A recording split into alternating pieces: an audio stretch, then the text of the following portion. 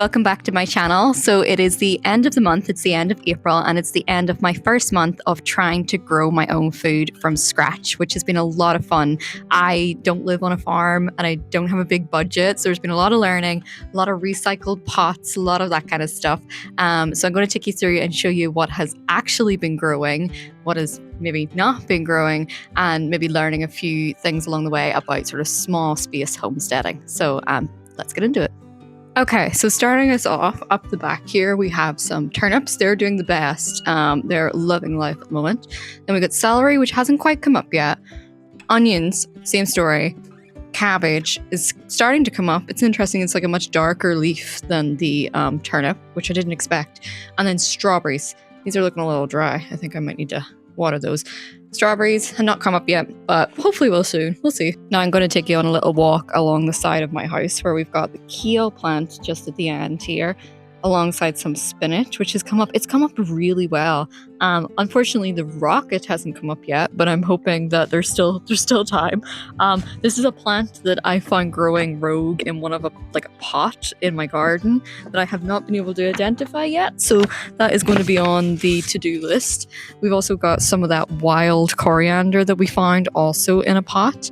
And lastly, just that parsley then that I've planted out this morning. And these guys are meant to be my sunflowers that I planted like 2 weeks ago now. But as you can see, we've got nothing coming up yet. And I think what I've learned from this is I've planted them way too deep. I think I put them like 2 centimeters down. So I'm hoping that they aren't dead. But it would be surprising if all of them didn't come up. I'm hoping maybe even 1 or 2 would be nice, but we will see. And then last but not least, we're sprouting some potatoes inside to plant out next month, just at the start of May there. Ideally, I would have probably liked them out a little bit sooner, but here, it'll get there when it gets there. So that's all like the edibles that I've been planting out in April, but I've also been doing a lot of other stuff in the garden as well, which I can take you on a little tour of now too. I was able to get these rose bushes all pruned. It's definitely really helped these plants out because this little guy had not put up any new leaves before we had done that pruning. And like I said, for the other plant, if we go back there for a second, and similarly for this plant, it started to put up flowers when it hadn't any before. So that's really cool. The other thing I've been doing is trying to rip some of the ivy off this fence. You can see this half is done, but this half is not. You can see it's kind of like making its way in through those top wood boards and especially down at the bottom.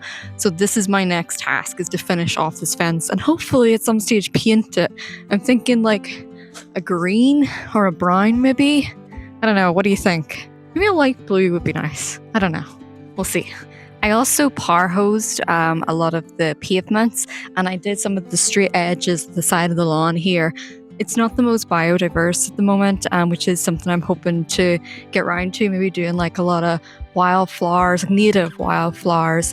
But for now, I'm just tidying things up and kind of getting a lay of the land and going from there.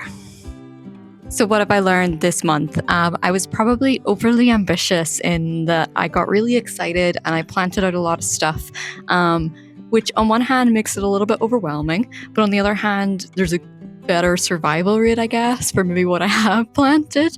The other thing is this was a good idea, getting these little recycled kind of little plastic pots. Just honestly, these are just cut up plastic bottles that we had from juice cartons at home and stuff. So highly recommend that.